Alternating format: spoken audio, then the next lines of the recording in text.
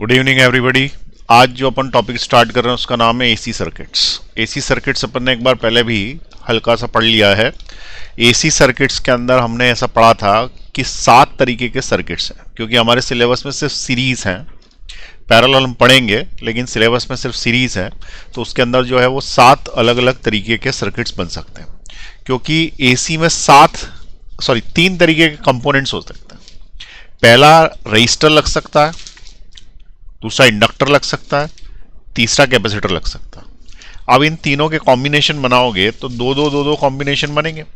Resistance का inductor के साथ बन सकता है, इंडक्टर का कैपेसिटर के साथ बन सकता है, और रेजिस्टेंस का कैपेसिटर के साथ बन सकता है। तो दो कॉम्बिनेशन ये हो गए।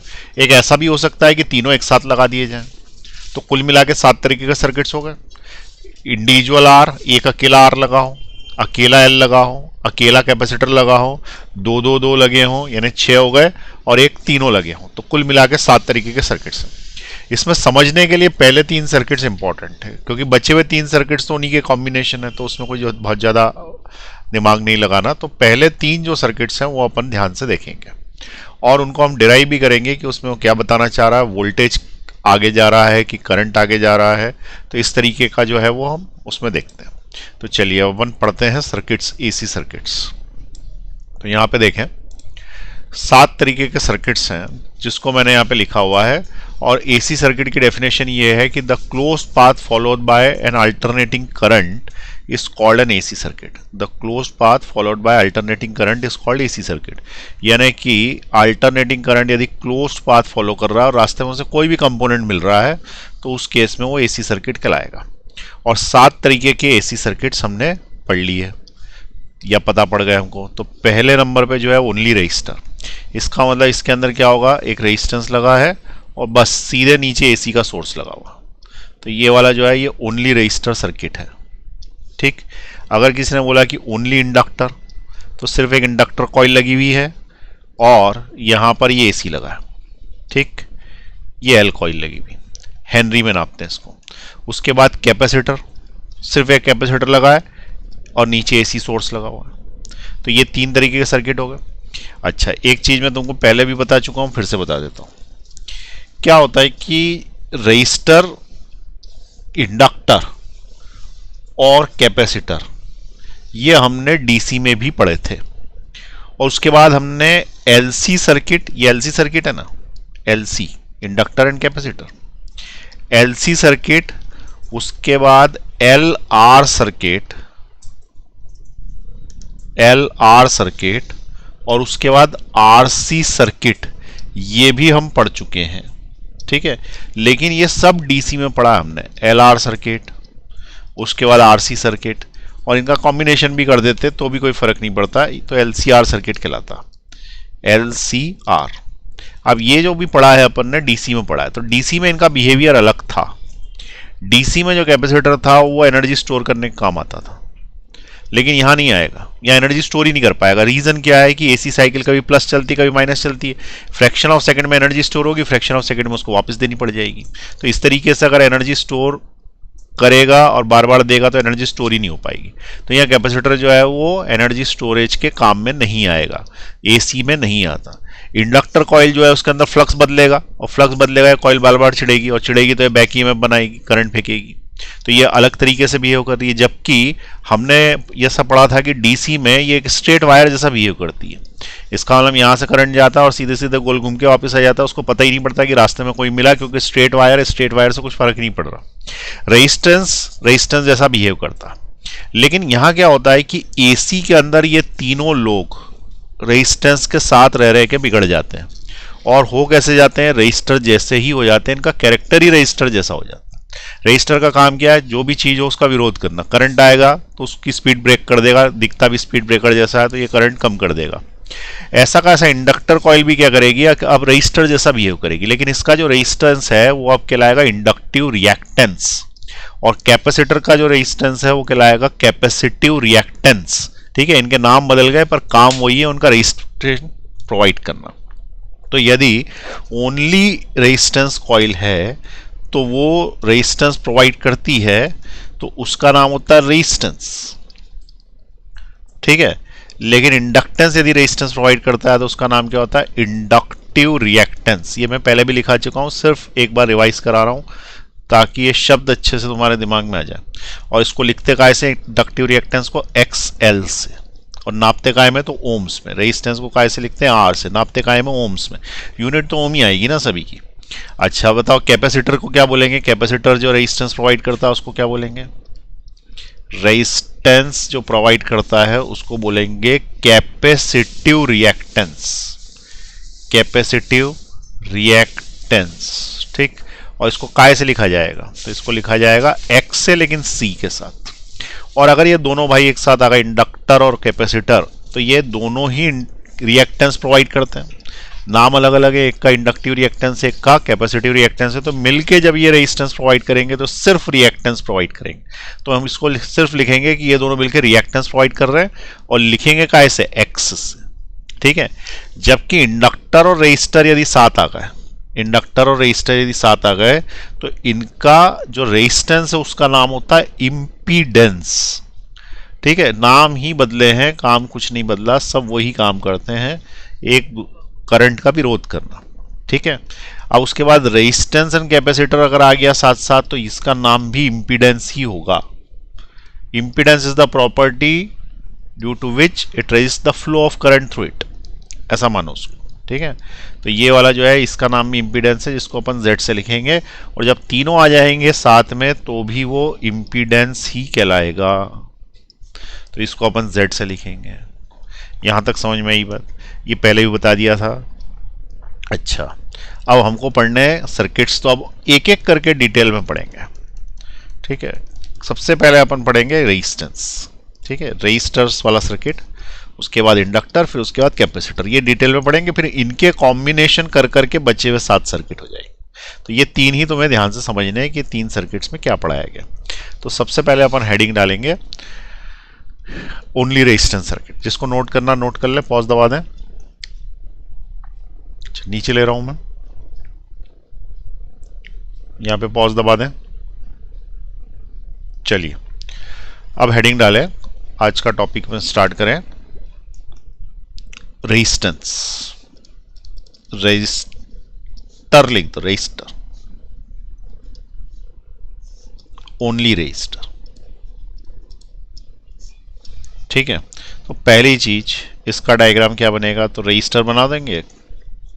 उसके बाद यहां पे एक जनरेट, ईएमएफ जनरेट करने का AC source, this is AC source.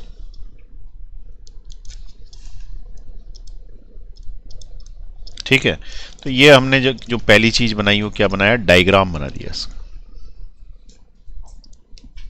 अच्छा, एसी में तो मैं ये पता होगा कि करंट की दिशा नहीं बनाई जाती, क्योंकि करंट बदलता रहता है इधर उधर, तो डायरेक्शन बनेगा नहीं इसके अंदर। डायरेक्शन वैसा वैसे ही रहेगा, कुछ लिखना ही नहीं है डायरेक्शन के बारे में। अच्छा, अब वो बोलेगा कि एसी सोर्स तुमने लगाया, what is the equation of voltage. इस चैप्टर में वोल्टेज और ईएमएफ एक ही शब्द हैं, इसके अंदर कोई अलग अलग शब्द नहीं है। ठीक है, क्योंकि कोई इंटरनल रेजिस्टेंस होता नहीं है एसी के अंदर, इसलिए वोल्टेज और ईएमएफ एक ही शब्द है, इस्तेमाल करे जाते हैं।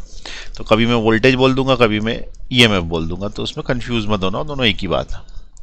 ठीक है, तो इक्वेशन ऑफ वोल्टेज फिक्स है, कोई भी सर्किट हो उसमें इक्वेशन ऑफ वोल्टेज फिक्स है, लेकिन इक्वेशन ऑफ करंट हमारे हाथ में है। ऐसा हमारे घर में भी होता है, घर के अंदर जो प्लग होता है इसके अंदर 220 वोल्ट फिक्स है, 220 वोल्ट आरएमएस आता है।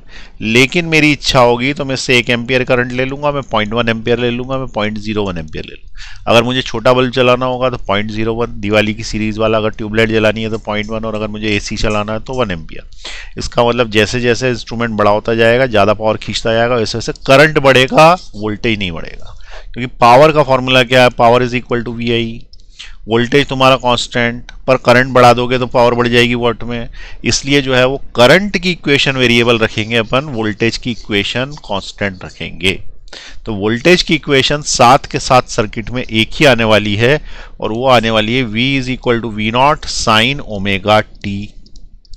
ये हमने डिराइव भी करी हुई है, और इसमें कोई फेज डिफरेंस वगैरह कुछ नहीं लेना, ये बेसिक इक्वेशन है, सभी केस में फिक्स है, 7 केसेस में।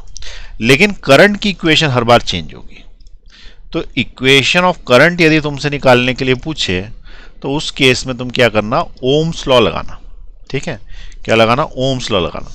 ये हमेशा ओम्स लॉ से निकलेगी। और दूसरी चीज इसमें ध्यान रखना कि ओम्स लॉ में V is equal to I R की जगह V equal to I XL, V equal to I X C ऐसे लग जाता, क्योंकि ऊपर जो है वो अपन ने नाम बदल दिए ना इनके। V इक्वल टू, इसमें जैसे ओम्स लॉ लगाऊंगा तो क्या लगेगा, V is equal to I R लगेगा, लेकिन इसमें लगेगा V is equal to I, और रेजिस्टेंस को एक्सएल बोलते हैं यहाँ पे, तो एक्सएल, फिर V is equal to I X C हो जाएगा इधर साइड।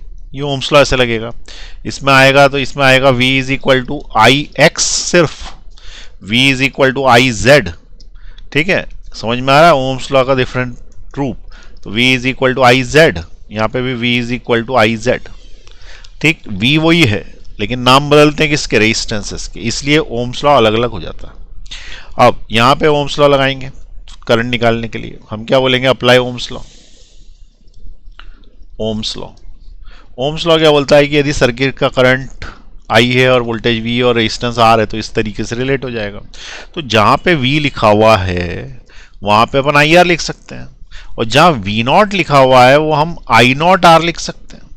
अब एक चीज और ध्यान रखें, बहुत इंपॉर्टेंट बात, ये ओम्स लॉ लगानी कैसे है। तो ओम्स लॉ ऐसे लगानी है कि अगर ये RMS में लगती है, जैसे V equal to I R लिखा, तो हमारे पास करंट की कई सारी वैल्यूज है। कौन कौन सी वैल्यू है, I0 है, आई एवरेज है हाफ साइकिल के लिए, आई एवरेज है फुल साइकिल के लिए, उसके बाद हमारे पास आई इंस्टेंटेनियस है, उसके बाद हमारे पास आई पीक है, और एक हमारे पास आई आरएमएस। इतनी तरह की वैल्यूज हम जानते हैं।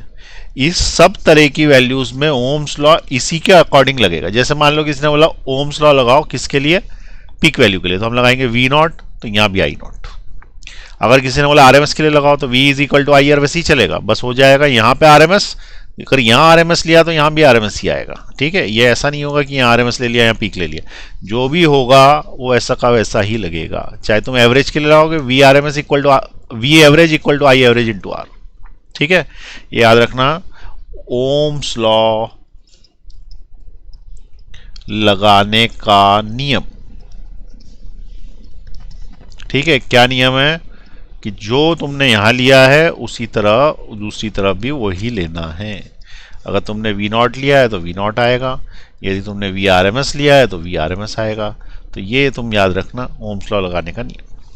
अब मैंने यहाँ पे ओम्स लॉ लगाया तो V0 को I0R कर दिया, और V को क्या कर दिया मैंने, IR कर दिया, और V0 IR कर दिया इसको। तो अब ये जो लिखा हुआ है इसको मैं उठा के यहाँ रख दूंगा V की जगह, तो V इक्वल टू IR ही तो है, और इस V0 की वैल्यू को उठा के मैं यहाँ रख दूंगा V0 की जगह। ठीक है, तो रख देते हैं, put in equation 1, put in equation 1 में रखो तो V की जगह रखो IR, which is equal to, अब रखो I0R into sine of omega T, R से R कैंसिल, इससे तुम्हें करंट की इक्वेशन मिल जाएगी, current is equal to current not sine omega T. यहां तक समझ में आई कहानी। तो करंट की इक्वेशन मिल जाए और वोल्टेज की इक्वेशन मिल जाए, उसके बाद फेज डिफरेंस निकलेगा। ठीक है, अब हम क्या निकालेंगे, phase difference between current end voltage. अब फेज डिफरेंस क्या होता है, फेज डिफरेंस का मतलब ये होता है कि करंट आगे चल रहा है कि वोल्टेज आगे चल रहा है। आगे चलने का मतलब क्या होता है, आगे चलने का मतलब ये होता है कि किसका कांटा पहले हिला, अमीटर का कि वोल्ट मीटर का। ठीक है, और फ्रैक्शन ऑफ सेकंड के बाद दूसरा भी हिलेगा, लेकिन पहले कौन सी चीज डेवलप हुई, करंट डेवलप हुई कि पोटेंशियल। तो उस केस में हम यहां पे देखें कि इसका कर्व भी एक साइन कर्व बन रहा, V equal to V0 sine omega T, और इसका कर्व भी एक साइन कर्व बन रहा है, I equal to I0 sine omega T. तो यदि तुम इन दोनों के कर्व साइन कर्व ही बन रहे हैं तो ये दोनों साथ चल रहे हैं, क्योंकि साइन की जगह कॉस बन रहा होता तो ये आगे पीछे चल रहे होते हैं। तो हम यहाँ पे क्या लिखेंगे, here the phase difference between voltage and current is क्या, 0, नो फेज डिफरेंस। ठीक है, फेज डिफरेंस आया ही नहीं इन दोनों के बीच में, इसका मतलब दोनों साथ में ही मैक्सिमम होते हैं। अब उसके बाद हम क्या करेंगे, इसका ग्राफ बनाएंगे। ग्राफ बनाएंगे तो किस किस का ग्राफ बनाना है, voltage versus time and current versus time, ये दो ग्राफ हमको बना के बताना है उसको, voltage versus time, current versus time. अब वोल्टेज वर्सेस टाइम और करंट वर्सेस टाइम ग्राफ बनाएंगे तो सिंपल है, एक साइकिल के लिए अगर तुम बनाना चाहते हो, ठीक है, वोल्टेज वर्सेस टाइम और करंट वर्सेस टाइम, तो उसी के नीचे भी दूसरा भी बुला लेता हूँ। तो ये ऐसा हो गया। अब इसके बाद ये लाइन खींची, बीच में लाइन खींची, फिर लाइन खींची, फिर एक और लाइन।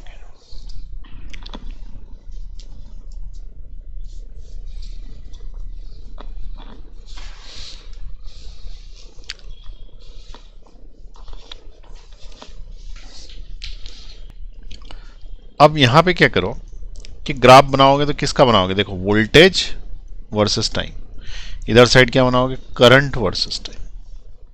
ठीक, तो हमको ये बताया कि वोल्टेज का इक्वेशन आई V equal to V not sine omega T, तो साइन कर्व फॉलो करेगी, और करंट की इक्वेशन भी वही आई, I equal to I not sine omega T, ये भी साइन कर्व फॉलो करेगी। तो जब ये दोनों ही साइन कर्व फॉलो करेगी तो साइन कर्व कैसे बनता है, देखो यहां लिखते हैं 0, यहाँ लिखते हैं टी, यहाँ लिखते हैं t/2, यहाँ लिखते हैं t/4, यहाँ लिखते हैं 3t/4।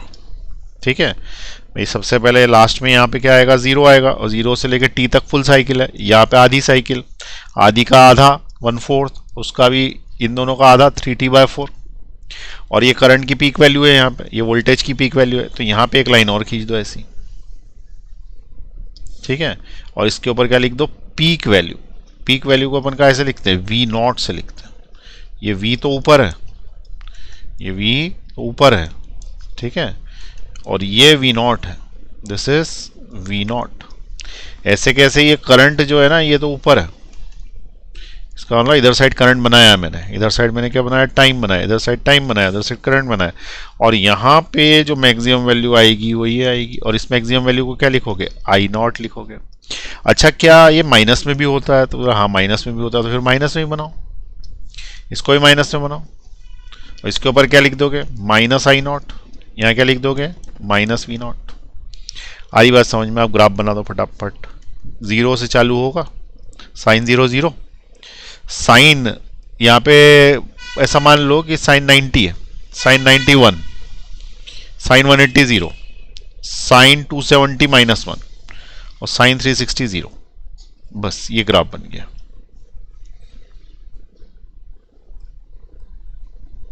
ये साइन ग्राफ बन गया भाई। ठीक है, क्लियर हुआ। तो ये वाला एसी का ग्राफ बन गया। अब अपन कॉस इसका बना दें, करंट का, वोल्टेज का, सेम ग्राफ बनेगा, कुछ भी नया नहीं है उसमें। ये यहाँ पे पॉइंट, दूसरा पॉइंट यहाँ, तीसरा पॉइंट यहाँ, चौथा पॉइंट नीचे गया, पांचवा पॉइंट ऊपर गया, क्योंकि साइन ग्राफ बनते ही ऐसा। तो ये वाला जो ब्लैक कलर का बन रहा है ये क्या है, ये करंट का है। अब इसमें देखो कि क्या जब ये ऊपर उठा था तो ये भी ऊपर उठा था, क्या ये नीचे गया था तो ये भी नीचे गया था, क्या ये ऊपर गया था तो ऊपर गया था। तो बोला हाँ, जब ये जैसा ये चल रहा है वैसा का वैसे ये चल रहा है, इसको अगर इसके ऊपर ओवरलैप करा दे तो कोई पता ही नहीं पड़ेगा, एक ही जैसे ग्राफ।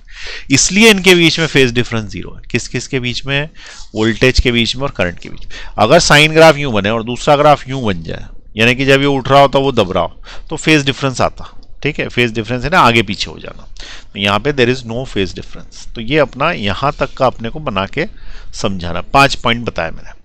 पहला एक तो डायग्राम बना दिया, उसके बाद इक्वेशन निकाल ली, वो फिक्स ही है।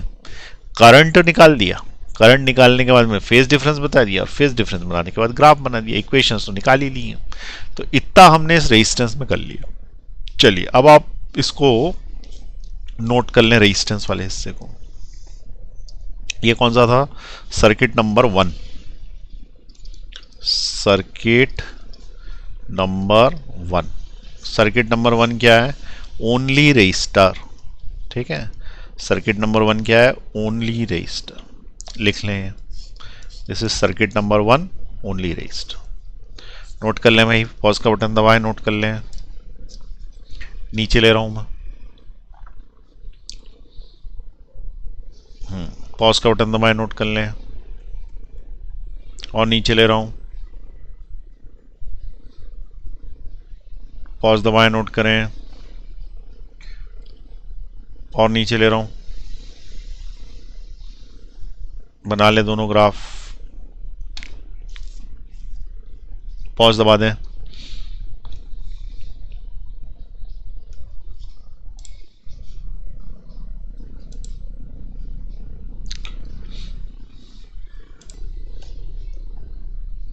तो ये जो अपन ने भी पढ़ा, ये पढ़ा हमने ओनली रजिस्टर।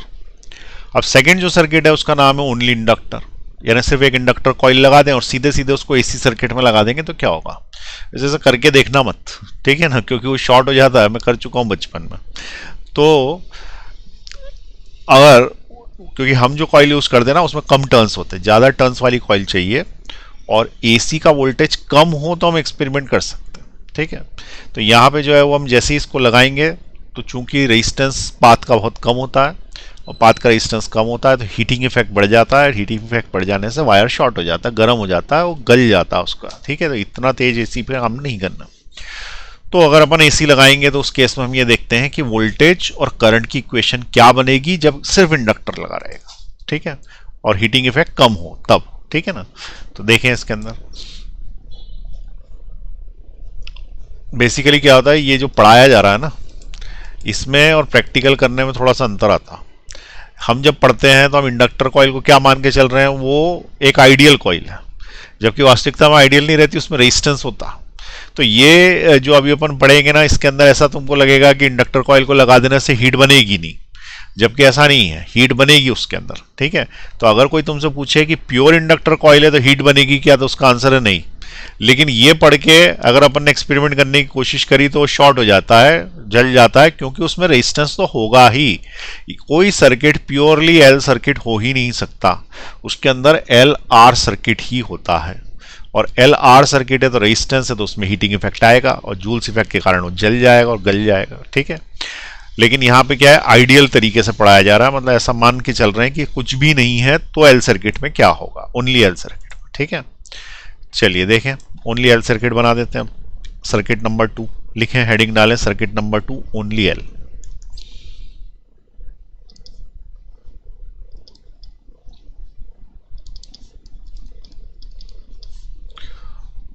ओनली इंडक्टर, ठीक है, this is circuit number 2 only inductor. सिर्फ इसके अंदर इंडक्टर कॉइल है और कुछ नहीं है।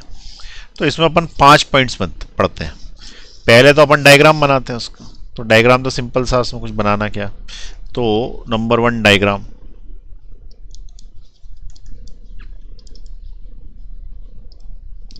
डायग्राम में सब बता ही दिया है तुमको इंडक्टर कॉइल कैसे बनती है। तो ये इंडक्टर कॉइल है, स्प्रिंग जैसी रहती है। उसके बाद नीचे हम क्या लगा देंगे, एक एसी सोर्स लगा देंगे और इसको बोल देंगे कि इंडक्टर कॉइल है, इसका जो रेजिस्टेंस होगा वो इंडक्टिव रिएक्टेंस होगा, ठीक है। सेकंड नंबर पे हम ये बोलेंगे कि इक्वेशन ऑफ वोल्टेज। तो ये यहाँ जो वोल्टेज सोर्स लगा है इसकी इक्वेशन होती है V equal to V not sine omega T. इसको तो फिक्स ही रखना सातों सर्किट में। तो इक्वेशन ऑफ वोल्टेज कोई पूछेगा तो वो होगा V equal to V not sine omega T, किसी किताब में E equal to E not sine omega T भी दिया होगा। तो this is the equation of voltage, इसमें कोई नई बात नहीं है। अब इक्वेशन ऑफ करंट में थोड़ी सी नई बात है। इक्वेशन ऑफ करंट ये निकालने में थोड़ा सा डिफरेंट तरीके से सोचना पड़ेगा। इसमें V equal to I R Ohm's law लगा दोगे, लेकिन आई नहीं है ना यहाँ पे, इसका आर नहीं है ना, क्योंकि इसका रेजिस्टेंस आर थोड़ी है, इसका रेजिस्टेंस तो एक्सएल है, ठीक है। तो यहाँ पे ओम्स लॉ लगाने के पहले आपको क्या करना पड़ेगा, हमको ये बोलना पड़ेगा कि अगर इंडक्टर कॉइल लगी है तो जैसे ही तुमने इसको स्टार्ट किया करंट देना, इसने विरोध करना चालू कर दिया। क्यों विरोध करना चालू कर दिया? क्योंकि इसके अंदर से फ्लक्स लाइन गुजरने लगी और फ्लक्स लाइन चेंज हो रही है क्योंकि करंट चेंज हो रहा है। अब जब फ्लक्स लाइन चेंज हो रही है तो वो एक बैक करंट मारेगी, ठीक है, और ये बैक करंट से हमारा फ्रंट करंट लड़ेगा तभी तो करंट पहुंचेगा। तो मेन करंट की जो वैल्यू है वो बैक करंट के बराबर होनी चाहिए, ठीक है। तो हम क्या बोलेंगे इस केस में, बैक करंट कितना है, तो बैक करंट जो है वो I is equal to minus D I by D T. ठीक है, इट इज, देखो ईएमएफ का फॉर्मूला क्या था, minus L D I by D T था, याद है। और इसको अगर मैं दोनों तरफ रेजिस्टेंस से डिवाइड कर दूं, आर से डिवाइड कर दूं, तो इस वाले केस में करंट देगा मुझे। तो करंट की इक्वेशन निकालने के लिए मुझे इसको आर से डिवाइड करना। ठीक है, तो बैक करंट समझ में आया कितना। अच्छा, फ्रंट करंट की वैल्यू क्या होगी, तो वो सेम होगी पर अपोजिट डायरेक्शन में होगी। ठीक है, तो बैक करंट की वैल्यू क्या होगी, सेम होगी पर अपोजिट डायरेक्शन में होगी। अच्छा, यहां पे अपन बोल रहे हैं कि बैक करंट निकाल रहे हैं, बैक करंट नहीं, basically it is back voltage या बैक ईएमएफ बोल दो उसको।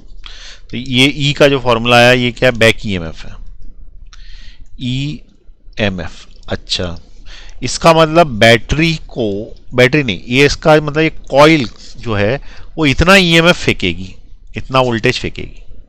अच्छा, अब ये बताओ कि इतने वोल्टेज से लड़ने के लिए इसने यूं करके ऐसे वोल्टेज सर्कुलेट किया, इसका मतलब अपोजिट पोलैरिटी डेवलप कर ली। वोल्टेज का मतलब होता है अपोजिट पोलैरिटी डेवलप कर ली। तो इससे लड़ने के लिए हमें इतना ही वोल्टेज यहां से भेजना पड़ेगा। अरे कोई बोल रहा है कि 6 वोल्ट में इधर भेज रहा हूं, तो हमें अगर इधर साइड वोल्टेज भेजना है तो 6.0001 भेजना पड़ेगा ना इधर साइड, तभी तो थोड़ा सा भी ज्यादा होगा तो इधर चला जाएगा। लेकिन इसमें फिजिक्स में क्या, थोड़ा सा ज्यादा की जगह एग्जैक्टली बराबर लेके भी काम चला लेते। इसने बोला मैं 5 वोल्ट भेजूंगा, तो हमने 5.00001 वोल्ट भेज के भी काम चला लिया, या 5 ही भेज के काम चला लिया। तो जो हम वोल्टेज दे रहे हैं, जो वी, ये जो है हमारा वोल्टेज, वी बोलो या ई बोल दो इसको, क्योंकि यहाँ पे ई चल रहा है तो ई चलने दो। तो ये वाला जो ई है या वी है, ये कितना है, तो ये वाला जो ई या वी है ये है तो इतना ही। ठीक है, लेकिन अपोजिट है इसके, अपोजिट है, तो जो ई है अप्लाइड वोल्टेज, अप्लाइड, वो इस बैक वोल्टेज से अपोजिट होना चाहिए ना, माइनस में होना चाहिए। और माइनस में minus L D I by D T. ये समझ में आया माइनस क्यों लगा। ये अप्लाइड वोल्टेज है, ये बैक वोल्टेज है। Applied voltage should be equal to the back voltage but in opposite direction. इसका मतलब E is equal to L D I by D T होगा। ठीक है, यहां हमने क्या बोला, applied voltage is same as back voltage but in opposite direction। Basically same बोल रहे हैं ना, सेम से एक पॉइंट ज्यादा, अपोजिट डायरेक्शन। इसलिए हमने अप्लाइड वोल्टेज को बैक वोल्टेज के बराबर किया, लेकिन माइनस लगा दिया। ये माइनस माइनस प्लस हो गया, तो E equal to minus L D I by D T. अच्छा, मैं क्या निकालना चाहता हूं, मुझे करंट चाहिए, क्योंकि मैं इक्वेशन ऑफ करंट के लिए सब कर रहा हूं। तो इक्वेशन ऑफ करंट के लिए सब कर रहे हैं, तो करंट तो यहां डी के रूप में आ गया, तो डी के रूप में आ गया है, तो डी को इंटीग्रेट करने से आ जाएगा। तो D I is equal to L D I is equal to E D T हो गया। इसका मतलब D I is equal to E upon L D T हो गया। D I is equal to E by L D T हो गया। ये ई क्या है, ये तो वोल्टेज की इक्वेशन है ना, जो कि हमेशा के लिए कांस्टेंट है, E equal to E not sine omega T. तो ये इक्वेशन की वैल्यू यहां रख देना। ठीक, तो इससे तुम्हें मिलेगा D I is equal to E की जगह E not sine omega T D T और अपॉन में एल। हाँ कि ना, ये जो वैल्यू है ईएमएफ की है तो फिक्स वैल्यू है। इस फिक्स वैल्यू को इसी में रख दिया तुमने, यहां पे ये रख दिया, यहां पे बचा हुआ सब जैसा है वैसा। अब इंटीग्रेटिंग बोथ द साइड,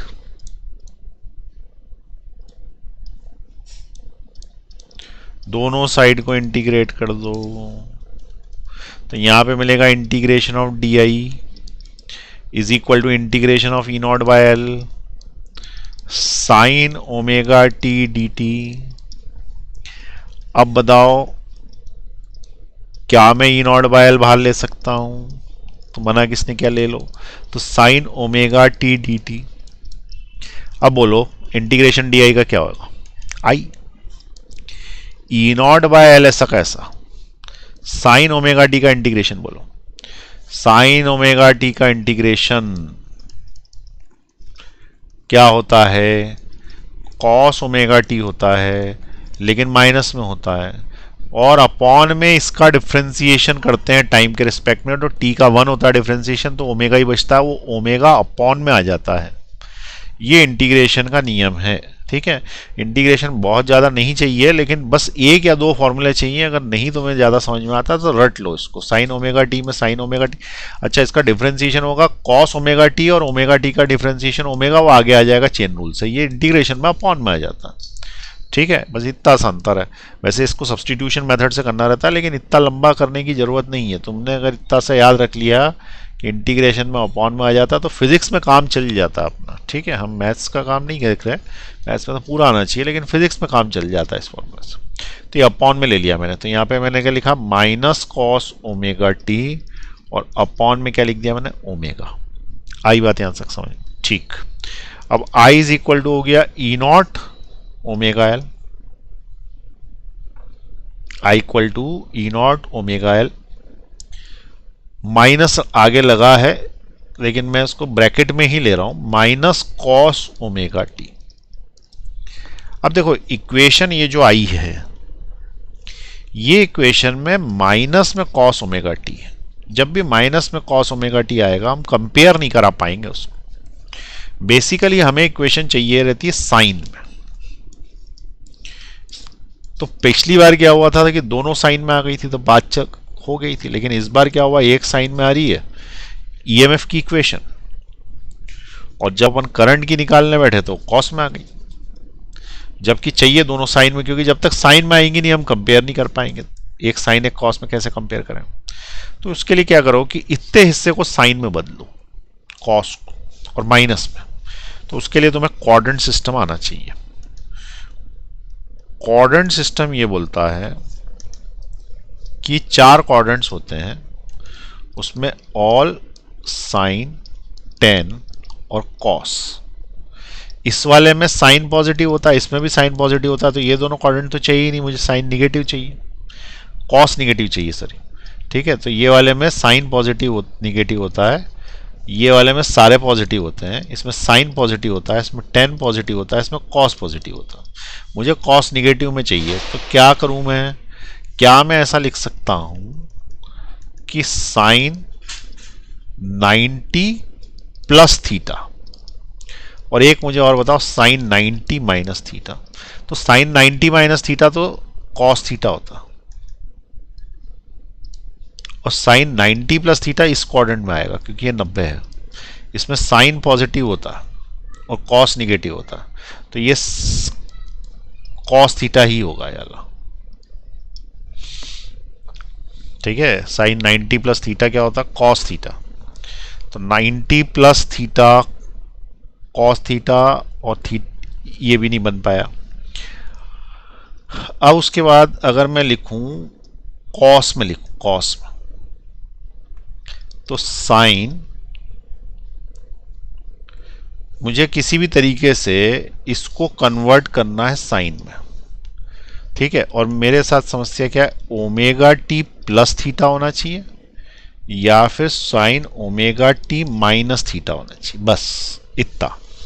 तो अगर मैं इसको लिख दूं साइन, ठीक है, omega T minus pi by 2, minus pi by 2 यानी 90, तो देखो क्या होगा, साइन 90 माइनस ओमेगा टी होता है, एक आगे माइनस लग जाएगा, साइन का माइनस बाहर आ जाता, इसका मतलब ये माइनस बाहर आ गया, ये साइन लगा रहा और ये साइन लगा रहा, और पाई बाय 2 माइनस थीटा हो गया। इससे मुझे मिलेगा minus sine 90 minus theta cos theta होता, ऊपर लिखा, इसको मैं कॉस थीटा लिख दूंगा, है ना, कॉस ओमेगा टी लिख दूंगा। तो ये जो मैंने यहां लिखा है omega T minus pi by 2, ये यही बन जाता है। ठीक है, फिर से बता दूं, ये साइन, ये माइनस, फिर से बता रहा हूं। पहली मजबूरी ये है कि sine omega T plus theta या sine omega T minus theta format में ही लाना है, ये हमारी पहली मजबूरी। इस फॉर्मेट में ही चाहिए, ये फॉर्मेट स्टैंडर्ड। अब ये फॉर्मेट में ओमेगा टी आगे और थीटा पीछे। अब थीटा पीछे है तो यहाँ कॉस कराना है, साइन से कॉस कराना है, तो साइन 90 प्लस थीटा होगा या साइन 90 माइनस थीटा होगा, दो ही ऑप्शन है, यही दोनों कॉस कर सकते हैं। ठीक है, तो इसके अंदर हमने ये दोनों कॉस कर सकते हैं, तो हमने क्या किया, 90 माइनस ओमेगा टी लिया और आगे माइनस लगा दिया, आगे माइनस लगा दिया, तो ओमेगा टी माइनस 90 हो गया ना, अंदर माइनस का मल्टीप्लाई करके देख लो, ओमेगा टी माइनस 90 हो गया, ये वाली टर्म जैसा। अब ये साइन की विशेषता होती है कि इसके अंदर जो माइनस लगा है ना, ये बाहर कूद के आ जाता, ये बाहर कूद के आ गया तो अंदर ओमेगा 90 माइनस ओमेगा टी रह गया, और साइन 90 माइनस थीटा क्या होता है, कॉस थीटा होता है। इसका मतलब ये और ये दोनों एक ही बात है। कौन कौन, ये और ये। तो जहां पे भी ये लिखा है उसकी जगह हम ये लिख सकते हैं, तो ये लिख सकते हैं, तो लिख लो। तो I is equal to E not omega L, और इसकी जगह मैं क्या लिख दूंगा, sine 90 minus sine omega T minus 90,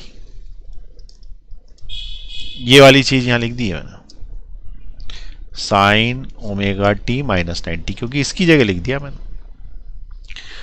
अब क्या हुआ कि ये जो इक्वेशन आई है, ये वाली, ये इक्वेशन जो है वो करंट की इक्वेशन है, करंट की इक्वेशन है। करंट की जो इक्वेशन है उसकी पीक वैल्यू क्या है, तो ये इसकी पीक वैल्यू है। उसका कारण क्या है कि जो साइन है उसकी मैक्सिमम वैल्यू जो हो सकती है इसकी, वो 1 हो सकती है इस पूरे डब्बे की। तो जब मैक्सिमम वैल्यू 1 होगी तो करंट की मैक्सिमम वैल्यू ये हो जाएगी, क्योंकि इधर तो 1 ही हो जाएगा, तो इधर 1 हो गया, इसको अपन ने 1 करके छोड़ दिया, तो बचा ये मैक्सिमम वैल्यू। तो हम ऐसा लिख सकते हैं कि I naught is the peak value और मैक्सिमम वैल्यू, ठीक है, एंड दिस पीक वैल्यू और maximum value is equal to E not omega L. ठीक है, वेरी इंपॉर्टेंट रिजल्ट। इसको मैं इक्वेशन नंबर 3 करके छोड़ रहा हूं, अभी 2 आएगी, तो इसको मैं आई नॉट लिख सकता हूं, तो आई इज इक्वल टू, इसको आई नॉट लिख सकता हूं, लिख ही दिया आई नॉट, तो इसको लिख दिया I not sine omega T minus pi by 2, ये इक्वेशन आ गई, इक्वेशन नंबर 2। अब तुम बोलोगे कि 2 बाद में आई, 3 पहले ही चलता है, कुछ भी लिख लो, समझ में आना चाहिए। ये इक्वेशन हमको पहले मिल गई तो हमने पहले नंबर डाल दिया, ये इक्वेशन बाद में मिली तो बाद में डाल दिया। ये आ गई भाई करंट की इक्वेशन, इक्वेशन ऑफ करंट। लेकिन यहां पे एक नई चीज और आई, ठीक है, ये क्या आई है, इक्वेशन ऑफ करंट। लेकिन एक चीज नई आई है, वो आई है ये इक्वेशन। अब ये इक्वेशन से तुम्हें ओम्स लॉ लगाना, ओम्स लॉ, ठीक है। यहां चौथे नंबर पे मैं लगा रहा हूं ओम्स लॉ। अब बताओ सर्किट कौन सा था, सर्किट कौन सा था, नाम क्या था सर्किट का, ओनली इंडक्टर सर्किट था। इंडक्टर सर्किट में जो रेजिस्टेंस होता है उसको रिएक्टेंस बोलते हैं, और उस रिएक्टेंस का नाम होता है इंडक्टिव रिएक्टेंस, और इंडक्टिव रिएक्टेंस को हम एक्सेल से लिखते हैं, ये याद है। अगर इंडक्टिव रिएक्टेंस को हम एक्सेल से लिखते हैं तो इसका ओम्स लॉ भी इंडक्टिव रिएक्टेंस जैसा चलेगा। तो इसका ओम्स लॉ कैसे चलेगा, V is equal to I R की आई एक्स एल। अरे V is equal to I R की जगह आई एक्स एल, यहां पे V नॉट डालोगे या आई नॉट डालोगे, तो अगर तुम्हें यहाँ V नॉट डालना है तो यहाँ आई नॉट डालो तो एक्सएल, या V आर एम एस डालना है या V इंस्टेंटेनियस लेना है तो V इंस्टेंटेनियस ले लो, RMS लेना है तो दोनों तरफ RMS ले लो। ऐसा नहीं हो सकता है कि इधर RMS ले लिया इधर साइड 0 ले लिया, यानी कि पीक वैल्यू ले ली, ऐसे नहीं ले सकते, दोनों तरफ पीक वैल्यू दोनों तरफ RMS ले। चलो ठीक है, हमने ले लिया, ओम्स लॉ लगा दिया। अब ओम्स लॉ लगा दिया तो उसमें क्या करना, ओम्स लॉ में ये आई नॉट की वैल्यू निकाल के इसमें डाल देना, put value of I not from 3 में से आई नॉट की वैल्यू डाल देना। तो आई नॉट की जब वैल्यू डालोगे तो क्या बनेगा भाई, ये V not is equal to I not डालो, आई नॉट यहां डालो और यहां एक्सेल लिखो। आई नॉट है ई नॉट ओमेगा एल, ठीक है। अच्छा, मैं तुम्हें पहले ही बता चुका हूं कि वी नॉट ई नॉट एक ही बात है, वी नॉट ई नॉट एक ही बात है, तो ये कट जाएगी। कट जाएंगे तो ये एक्सएल जो है ये ऊपर चला जाए, ओमेगा एल। तो ओमेगा एल एक्सएल के बराबर है, इससे तुम्हें एक्सएल का फॉर्मूला मिल जाएगा ओमेगा एल। बहुत important formula, very important. It is the formula for inductive reactance, यानी कि इंडक्टर जो रेजिस्टेंस देता है उसका फॉर्मूला आ गया ये इंडक्टिव रिएक्टेंस का, ओमेगा एल। ठीक है, अब ये जो ओमेगा एल आया है इसको थोड़ा सा सुधारें, फ्रीक्वेंसी के टर्म्स में लाएं तो ये होता है 2 पाई एन एल। क्यों? क्योंकि ओमेगा का फॉर्मूला ही 2 पाई एन है, जहां पे एन क्या है, एन फ्रीक्वेंसी है, और फ्रीक्वेंसी ऑफ किस क्या है, फ्रीक्वेंसी ऑफ एसी है, जो कि एग्जांपल ये है कि भारत के लिए वो कितनी है, फ्रीक्वेंसी ऑफ एसी 50 हर्ट्ज, दूसरे देशों के लिए किसी के लिए 60 हर्ट्ज। तो ये वाला जो फॉर्मूला है ये भी इस्तेमाल किया जा सकता है। अब ये जब इस्तेमाल किया जा सकता है तो इसमें एक बहुत अच्छी बात समझ में आएगी, what is the frequency of DC, what is the frequency of DC, DC की फ्रीक्वेंसी क्या है? तो उसका आंसर है डीसी की फ्रीक्वेंसी होती है 0। क्यों? क्योंकि वो ऑसिलेशन ही नहीं करता।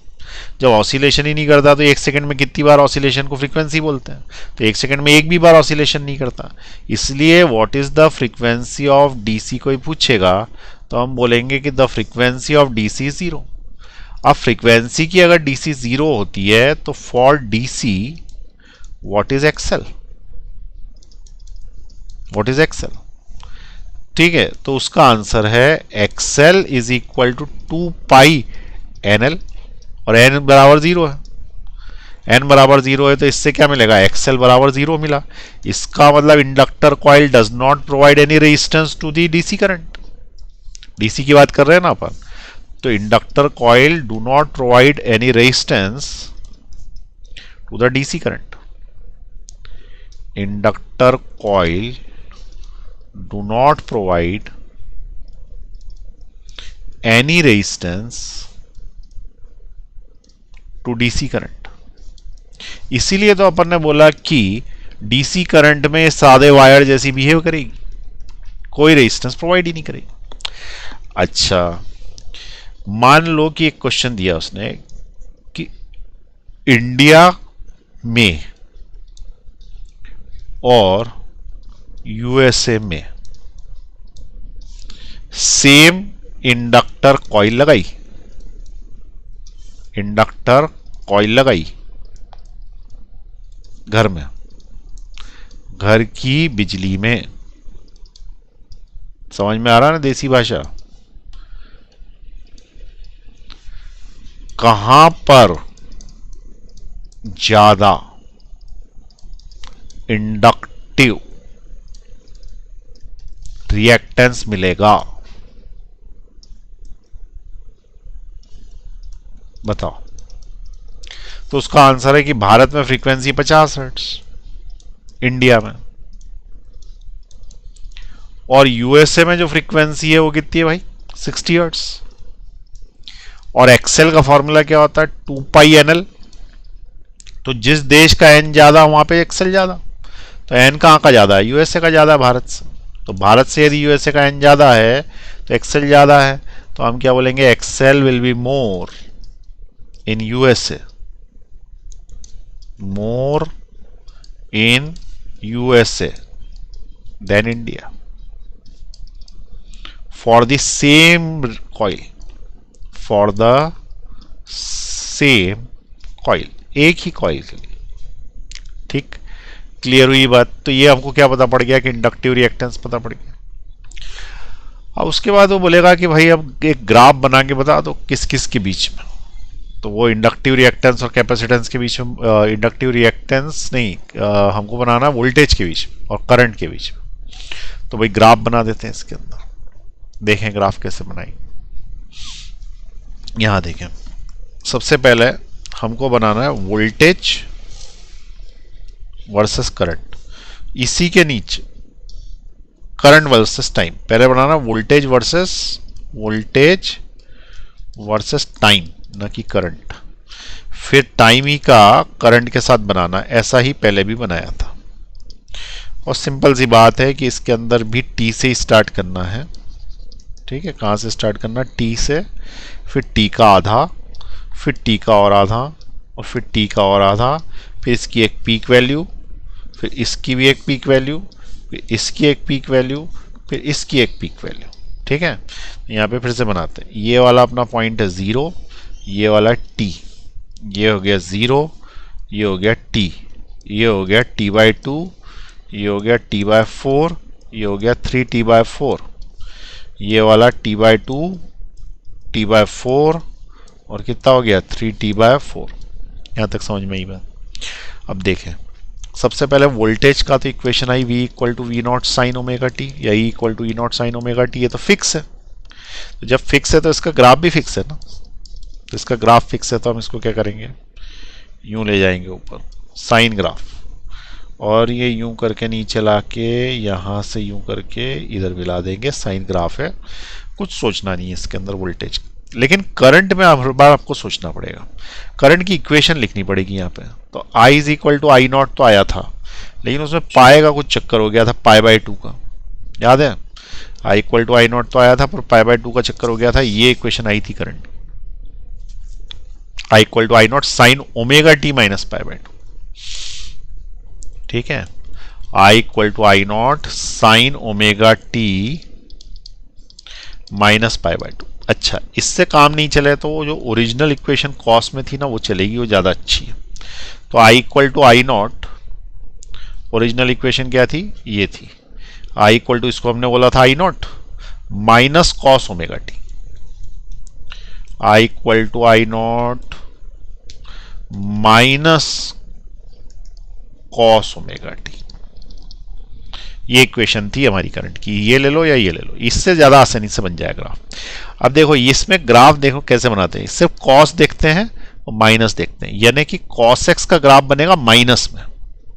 तो कॉस एक्स का जो प्लस में ग्राफ बनता है ना, वो यूं होता है, माइनस में बनेगा ना तो इसकी मिरर इमेज बनेगी, इसका उल्टा यूं होगा। तो ये माइनस कॉस एक्स है और ये वाला कॉस एक्स है, इसकी मिरर इमेज बोलते हैं इसको। ठीक है, मिरर इमेज। तो ये मिरर इमेज बना देंगे ऐसी कैसी। तो स्टार्ट कहाँ से होगा भाई? यहाँ से स्टार्ट होगा। देखो वहाँ पे देखते हो कैसा डायग्राम है। फिर यहाँ जाएगा, फिर यहाँ जाएगा, फिर उसके बाद यहाँ आएगा, फिर उसके बाद यहाँ आएगा। तो इसकी स्टार्टिंग जो है वो यूं होके यूं हो जाएगी।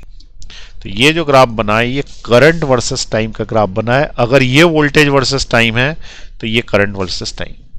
ठीक है, ये समझ में आया? तो मैं क्या करा, कॉस एक्स का ग्राफ माइनस में, कॉस एक्स का जो होगा उसका माइनस मिरर इमेज होगा।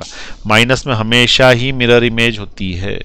ठीक है, ये भी एक नोट है, डाल लो, जिसको पता है उससे कोई बात नहीं। लेकिन याद रखें कि अगर साइन एक्स का किसी ने पूछा, 4 ही ग्राफ काम के तुम्हारे, साइन एक्स का अगर किसी ने पूछा तो साइन एक्स का कैसा बनाते हो तुम? यूं बनाते हो ना। और अगर माइनस साइन एक्स का पूछा तो क्या करना? मिरर इमेज लेना इसकी। मिरर इमेज समझ में आता है? इसका उल्टा हो जाएगा ये माइनस साइन एक्स, तो it is the mirror image. तो 4 तरह के जो ग्राफ हैं वो बहुत काम के हैं इसके अंदर। तो साइन एक्स का ग्राफ यदि हमें पता है तो माइनस साइन एक्स का आ जाएगा, कॉस एक्स का ग्राफ पता है तो माइनस कॉस एक्स का आ जाएगा। ठीक, क्लियर हुई ये बात? तो ये सेकंड वाला हो गया। इंडक्टर कॉइल जो है वो क्या करती है? डीसी को कोई रेजिस्टेंस प्रोवाइड नहीं करती, पर एसी को तो करती है, क्योंकि एसी में फ्रीक्वेंसी वेरिएशन होता। ठीक है, ये समझ में आ गए सारे। चलिए ये वाला भी लिख लें, यहां से लिखे ओनली इंडक्टर। चलिए नीचे ले रहा हूं मैं, पॉज दबा दें।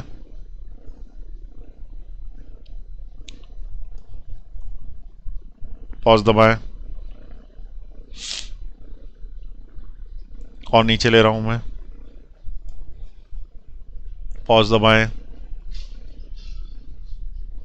और नीचे ले रहा हूं मैं, पॉज दबाएं और नीचे ले रहा हूं,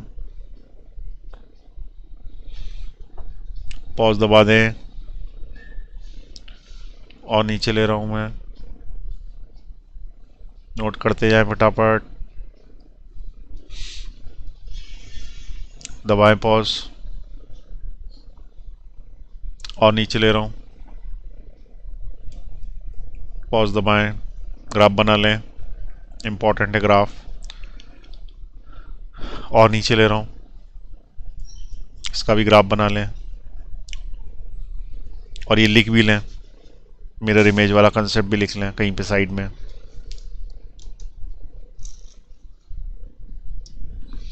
नीचे ले रहा हूं मैं।